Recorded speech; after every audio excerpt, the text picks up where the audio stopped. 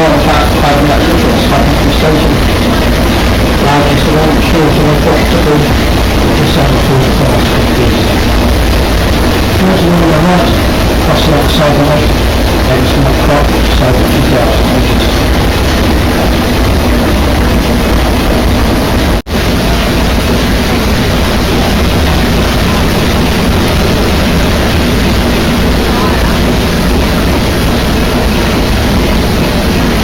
This section is showing the workings of this ship's engine that was built in Dunedin. It was transported in sections, then reassembled in Queenstown, as the river to the lake was not usable to sail the ship from Dunedin to Queenstown.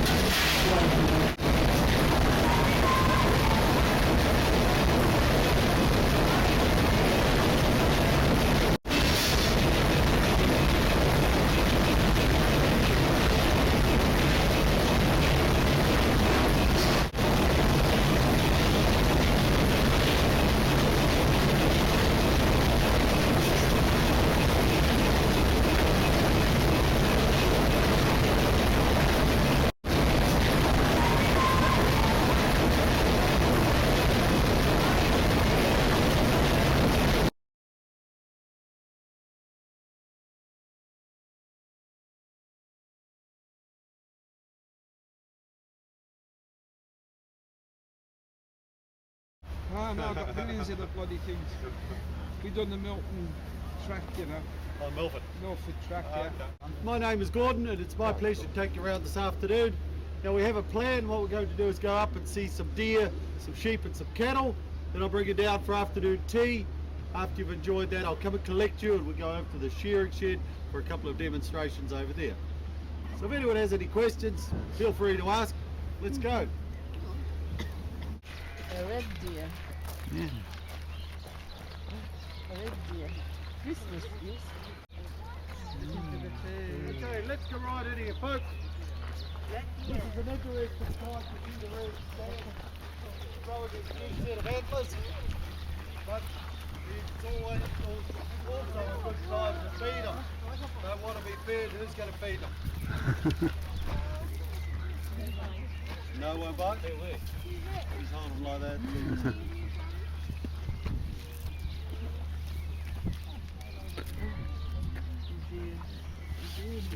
Don't feed them. No, I don't. I won't touch them probably. No touch. No, they won't touch you unless you feed.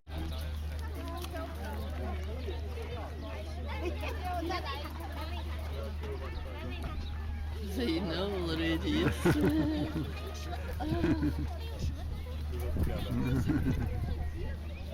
And that is very...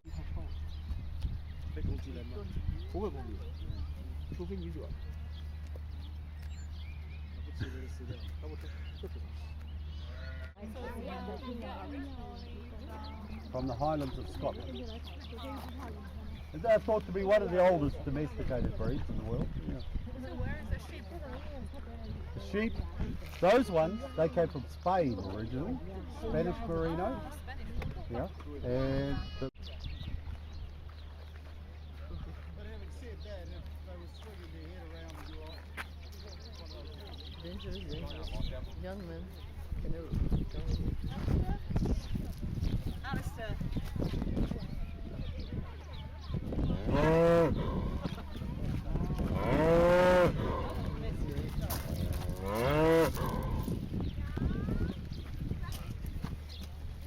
They also eat. Nice to put your feet on in the morning.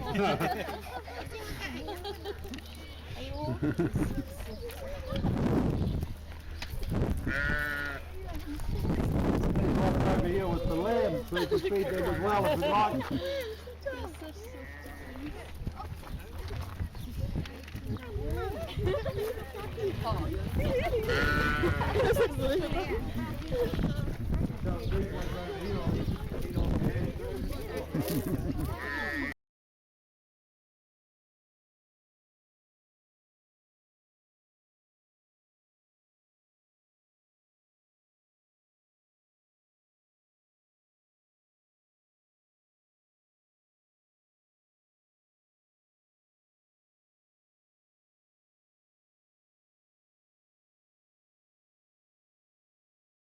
a glacier just went through here and gold has never been found on this side of the lake.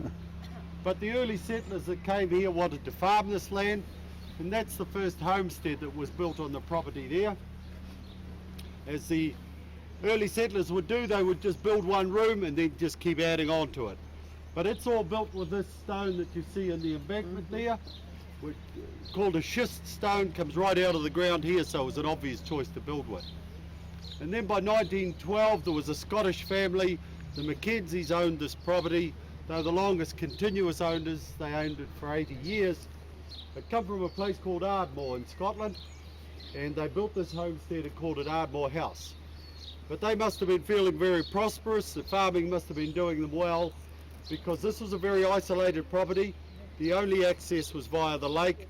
The roads into Queenstown weren't much, but they imported French tiles for the roof of their house. Now the one we've just come from was rebuilt in 1980 after the original was burnt down. But they're three good examples of early architecture in New Zealand. Now there's a pretty low rainfall area here. What you see down the front of the lake there as you're coming up is the natural vegetation. And yet if we go 20 kilometres up here to the head of the lake, we get close to the dividing range, the rainfall is much heavier and our native forests do really well. But most of these trees about us here are imported trees. Those big ones there in the back, they may well have arrived here as seeds in the pockets of gold miners.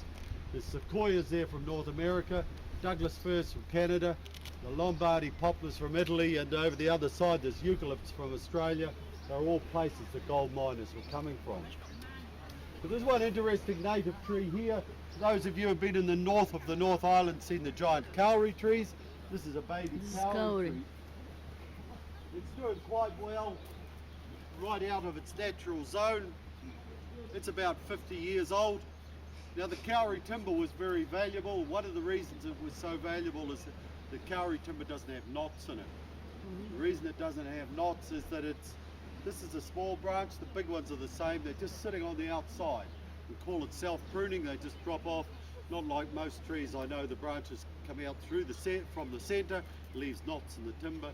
The kauri timber is clear. The next one there, that is a pretty fine specimen of the ginkgo biloba, the world's most ancient known tree species. And the berries of those often used as a herbal remedy and said to be good for memory loss, but can't remember to take my pills, mate. Get a branch. And the European yew down there, the yew tree was the favoured tree in Europe in the days when they used bows and arrows for making the bow with.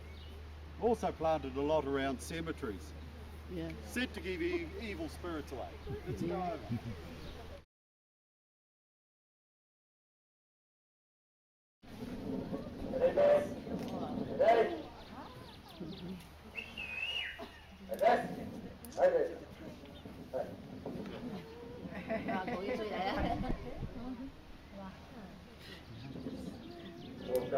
Oh, it rained.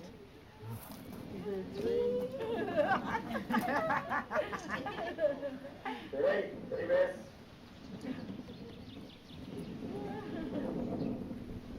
Oh.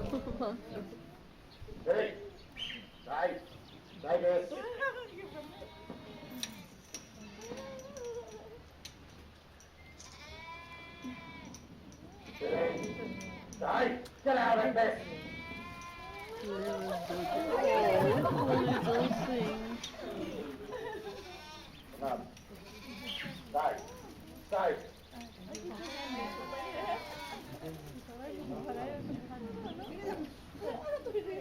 Get out of it.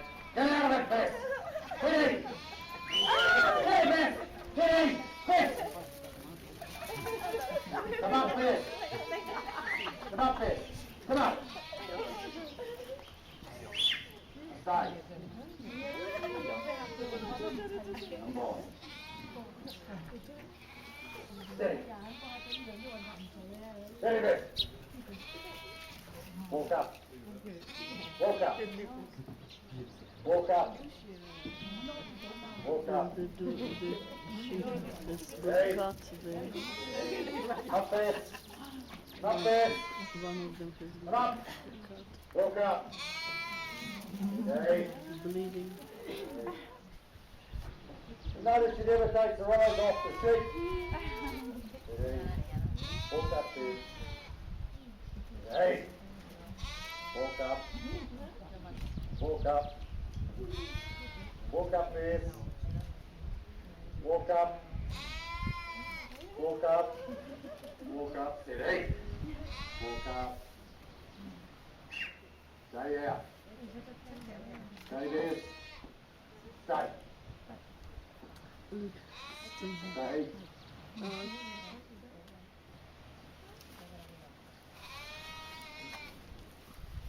Get away. Get out of it.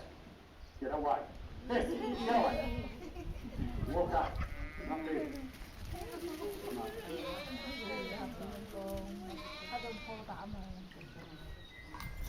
Come up there. Walk up there. Come up. Come up.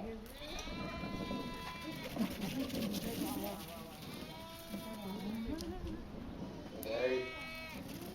Come up there. Walk up. Where's the heavy dog work?